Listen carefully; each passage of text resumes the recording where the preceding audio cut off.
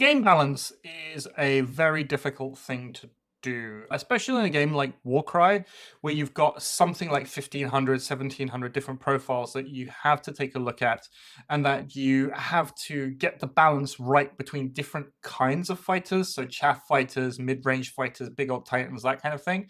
I think it's not so straightforward. And despite on the whole, I think that Warcry is actually in a pretty good place in terms of the tournament representation, the different kind of lists that we see. I do think there is work to be done there. I did do a video way back in the middle of last year, and I said, well, these are the kind of things that I want to see in a potential FAQ or an errata to come up. I said that they would come out in January. We are several months on from that. Nothing's come out yet, but I thought that I would take today to have a little chat about balance, what I would do personally, maybe talk about some of the points updates I would make to specific fighters and specific kinds of fighters in order to really bring in the extremes of the game of Warcry and to give an environment where those kind of mid-range fighters that we don't really see much of in tournament play would be able to have a little bit of an easier time and be able to thrive. Before we get into that, if you want to see more videos like this, of course, please don't forget to like and subscribe.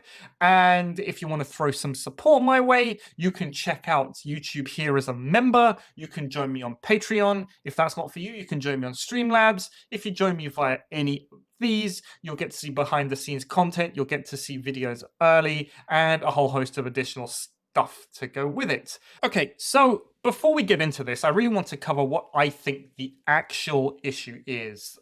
I think that the mid-range problem, so the inability for 100 point to 130 point fighters to really be fielded in any kind of meaningful way, especially those 10 wound, 12 wound fighters, I think that's a big problem because there's a lot of variety in Warcry, but the fact is that people are really drawn to the extremes of fighters, so very cheap, very efficient chaff, and very big, very powerful pieces, and that leaves not all that much space in between for those middling fighters to be able to shine, because generally speaking, either they're going to get mobbed by chaff units 2-1 normally because those units cost 50 points versus the 100 points, 120, and they'll be taken down that way quite easily, and you'll lose the activation advantage. Or secondly, those really big Titan size models will be able to run into them and one-shot them, again, losing your activation advantage and effectively just taking them out of the game before they can do a thing. I'm a big fan of your models being able to actually use them and to play around with them, and no one really likes running into something and just dying instantly. So I think that's one of the problems. The caveat here is with Stormcast. It seems that Stormcast Eternals, especially things like the Annihilator, that really does have the stats to be able to stand up to these big Titan models and also to these chaff units. So I think that's the exception more than the rule. But anything that isn't a Stormcast model at that points range is really struggling nowadays. One of the other big issues is with the Elf stat line. The Elf stat line is famously 5-inch move, toughness 3, and 8 wounds. Now, I think that the problems with the elf stat line, essentially your guys being super squishy, they almost disappear. Or maybe if not, they're very much diminished if you take care of those models at the extremes that we're talking about. So very, very cheap chaff and very big fighters. The reason being that if you actually look at the points cost of those stat lines, on the lower side, let's say we've got Disciples of Cain, you've got the Witch Elves, those cost 65 points. And there's a big difference between a 65-point model being almost unplayable and a 60-point model being super oppressive. Because Witch Elves, actually, their stats are pretty good. It's just that they can't compete with the likes of 50-point Shatterers, 40-point Skeletons, 40-point Zombies. They're just outclassed in terms of efficiency every time, and you don't really get to see what they can do. There's another problem also with that elf stat line. Most of the time they're going to be sitting with strength 3, which means they get very easily countered to death. Now, I personally think the counter is absolutely fine for the game, but where the problem comes with counter is with extremely cheap and extremely efficient fighters. I'm thinking about things like the Ossiarch Bone Reapers. Their basic infantry costs 55 points. Their toughness 5, so most of the time things are going to be wounding them on 5s, but they don't have a really great melee stat line, so most of the time you're just going to be countering. And when fighters with counter are that cheap and counter ends up doing more damage than your basic attacks, I think that there's a problem there. And so I think addressing the points cost of those fighters will go a long way to effectively making the elf problem almost disappear. So what I want to start talking about are the too efficient chaff models. Generally speaking, if you look at all of the stats within Warcry, your movement 3 fighter is receiving a discount for being movement 3. We see that with Annihilators, we see that with Plague Bearers, with zombies, with skeletons, all these kinds of things. They're all far cheaper than effectively what they should be. So I think the first thing to do is address that movement 3 discount. What I do want to say though is that over the span of an entire warband, there isn't a lot of wiggle room there. If you're going to be adding 10 points to a fighter that you're going to be taking 5, 6, 7 of, that's a really big tax to be putting on a warband when you take your entire list building into account. So I don't think we should be going that hard on these kinds of fighters. I think 5 points will generally be ample. I think that once you add all of those up over the fighters that you would be bringing anyway, I think you do see it, and it will kind of force you to take and look at other options that might not be so efficient and that might be able to do different things on the battlefield as opposed to just we are extra numbers. The overall goal for me is to reduce the size of those warbands generally by 1, maybe even 2 fighters with these points cost increases. And what that'll do is that'll help them be not nearly so oppressive on the battlefield for objective missions and bring them in versus more elite warbands. So that's where we want to go. And the kind of fighters that we're talking about are Shatterers, Skeletons, Graveguard, Zombies, Kharadron Overlord fighters, Ossiarch Bone Reaper fighters, Plague Bearers, all of those very cheap movement 3 chaff models that you can just spam out and take 5 of them for 250 points and not really care about the rest of your thing. And that'll kind of tie up all of your warband building for objective missions just in that tiny package. The next thing I want to address to help out mid-range fighters are the big super titans of the game. And we see them. Your basic Warcry template for building a warband is going to be a whole bunch of efficient chaff, a super big damage dealer, and then some kind of secondary damage dealer, or maybe a support fighter or something like that. And you see it in Chaos all the time. Every Chaos warband is basically, oh, bring whatever you're going to bring, add a Fulmaraid Crusher, give it +1 attack, and then that'll cover everything. The reason being is that a Fulmaraid Crusher will run into a 100-point model or a 130-point model, and 90% of the time just one-shot it out of 1 attack action. And that's not what we want to do. Whilst these fighters are big and strong, and they should be big and strong, their ability to just knock out fighters is a real problem to getting these mid-range fighters up and running and using them. This would also cover, I feel, fighters like the Grunstock Thunderer with Aether Cannon. The Aether Cannon has a 5-10 damage profile, and it's generally used in conjunction with Fight for Profit to give it more attacks and to shut down those kinds of fighters very early on in the game. So things like the Aether Cannon, things like Hrothgorn needs to be looked at. I would say that the Arbalista from the Wilder Corpse Hunters is actually pretty well pointed for this. It costs nearly 200 points if you are taking it with the +1 strength blessing that it needs to be able to knock out these kind of fighters. So I think that's okay. I think fighters like Quiet Pock, they already have attacks associated with them to bring it, because of course we're going to be paying the 125 points for Haskell Hexbane. So I think that's kind of fine. Anything where you need to pay something additional to bring these fighters, I think that's okay. So I think Bladeborn are largely fine. But yeah, most of these guys I put up by about 10 points. And again, the goal is to reduce the amount of fighters in those warbands so that mid-range has more of an opportunity to shine, and mid-range control pieces have more of an opportunity to take care of these big chunky fighters without just getting bogged down by a million chaff units. The last thing I want to look at is buffs. Specifically, I want to look at the Brugit, and I want to look at Fight for Profit. We've seen in the last slide that I want to increase the costs of things like the Aether Cannon, things like Hrothgorn,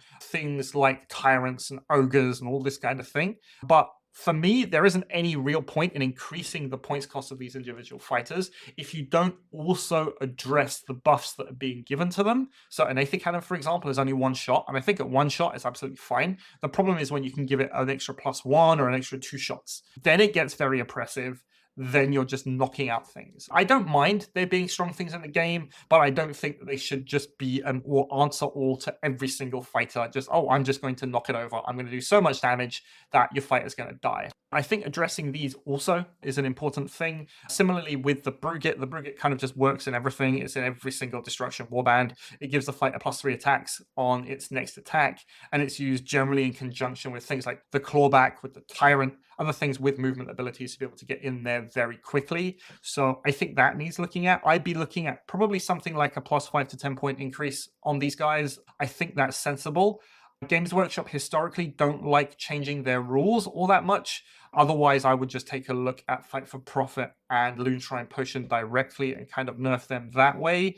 Then again, what they did do, we had a similar problem in Chaos with Lead from the Back. Lead from the Back used to add a whole bunch of attacks. And when Games Workshop did their big old balance patch, I think it was back in January last year, they kind of took an axe to all of those abilities. Fight for Profit was the only big AoE attack boosting ability that they left out.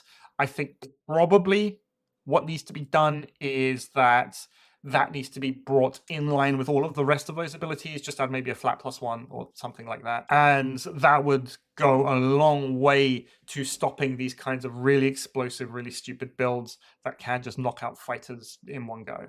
Okay, so what do I have here? This is my big old Venn diagram of the changes that needs to be made. And this is actually most of the fighters I think that I would make changes to. You can see on the efficient chaff side, we've got zombies, shatterers, Arcanauts, all this kind of things. Guard kind of sit in that middle ground between efficient chaff and big stats. So I would be looking at either a +5 point or +10 point increase to Graveguard, specifically the Graveguard with great weapons. This also applies to fighters like the Sons of Velmorn, who are basically Graveguard, but don't pay any of the penalties for being so.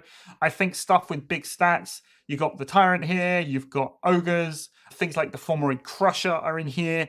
I've included Annihilators of both kinds because I think at 130 points, the stats that you're getting for that 130 points are very, very good. And I think they are overly efficient. And the proliferation of Annihilators in our top Stormcast lists, I kind of think shows that they are basically the best option. But again, having 130 point models with that stat line that can one-shot 130 point models of other warbands that are basically sitting at 10 wounds and toughness 4, I don't really think is super healthy. So I'd be looking at a small increase for the Annihilators, maybe 10 points, bring them up to 140. They're still very good, 140 points, but they're not as super oppressive as they are now. On the buff side of things, we're looking at the Brugit. We are looking at Fight for Profit characters. Prog the Netta, I know there's the Prog faithful out there. They love him, but he's basically too cheap. He's cheaper than a normal Netta, and he's better than a normal Netta. So he needs to be here. I know it seems like I'm picking on him, but that's just the way it is. I've included here the Brute Boss. The Brute Boss brings a nice combination of big stats and the Eumesin ability. I don't want it to feel like if you put all of these changes in place, things like swarms basically get muted because you can throw Eumesin in there and then there is no swarm army that's going to be able to stop that ability as it is, especially with the stats of Brute and the Brute Boss. So I think a small increase for him because his ability is so good and he's got damage to go with it, and he's got the survivability. I think that's warranted. The Aether Cannon and Grunstock Thunder is of a similar type, so specifically just the cannon really, but also the mortar. They kind of fall into that middle ground between big stats and buffs. They cost 110 points as it is at the moment. I think they could do with being 115, maybe even 120, and then that would again bring them down a little bit, make those warbands a little bit smaller so that more mid-rangey fighters could fight. I haven't put Hrothgorn Mantrapper in here. I think that he actually costs enough as it is, but what I would do is I would put Quiv in here as kind of like a stealth tax to him, so that will make it that if you want to bring Hrothgorn and you want to get all of those extra shots and all of those extra attacks, you're going to be paying a lot more for that little package. Between all of this, I know it doesn't look like much, and a lot of people would say, oh, but the elf profile is still really bad, and there's a whole bunch of additional stuff that you need to address. I would say, yes, I agree with you, but my goal here is to really look at the biggest problem fighters and the biggest problem stat lines in the game as a whole, and kind of bring in the outliers, because what we're going to do is we're going to see the most efficient units are always either going to be the cheapest ones or the ones that do most damage in general. And of course, you want the cheapest ones that do the most damage for that price you're paying. Small changes that will address that over the wider meta, I think, would be welcome. And again, this is only just a starting point. I think in reality, there's probably a few dozen more fighters that I would look at. I think almost every warband has small quality of life changes that you could make that would make things a lot better for them as a whole. But in terms of the macro level, I think this is the kind of place that we want to be. Okay, and that's it from me for today. Thank you very much for watching. You tell me what you think about this, about my proposed ideas for Warcry. I think as a starting point, it's actually pretty good. Obviously, I'd like to go further, but that's a whole other topic as to changes to every single warband. So I didn't want to specifically go there directly. But yeah, that's what I think about it. Of course, I'd love to hear your thoughts on this. If you want to put down some stuff in the comment section below what you think about this. I don't want it to be a knee-jerk reaction of, oh, you hate this fighter, so you needed to increase the points cost of this, etc. I was really trying to look at it from a fighter's role in the meta and in the warband that it's being played in, and the kinds of things that you can build with that fighter, and how that impacts mid-range fighters specifically as kind of like a first high-level solution. So that's where I was trying to go. Like I said, I'd love to hear your thoughts on the topic. I think it's a very interesting one, trying to balance the game, and who knows, maybe Games Workshop will take a look at this and take some ideas. But yeah, that's it from me for today. Thank you very much for watching. As always, if you like what you see, please don't forget to like and subscribe. This has been Off Meta Musings. I've been Ited, and we'll see you next time.